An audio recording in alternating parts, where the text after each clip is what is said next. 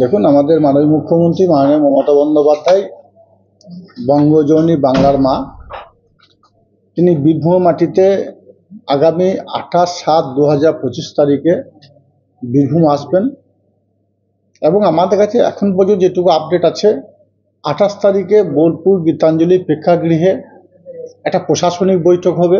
28 তারিখে মাননীয় মুখ্যমন্ত্রী মাননীয় মমতা বন্দ্যোপাধ্যায় বাংলার মা বাংলার বাঘিনী বীরভূম আসছেন।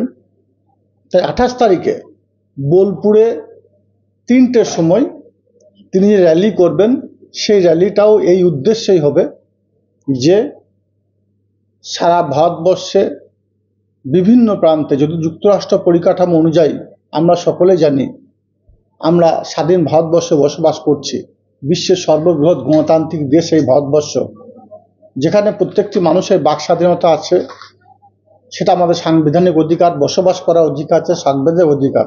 আমি এই রাজ্য থেকে অন্য রাজ্যে গিয়ে কর্মসংস্থান করতে পারি, এটা আমার সাংবিধানিক অধিকার।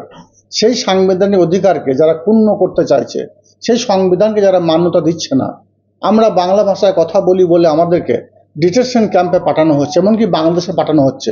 তারই প্রতিবাদে সারা বীরভূম জেলার মানুষ বোলপুরে হাজির হবে এবং একটা পদযাত্রা অনুষ্ঠিত হবে।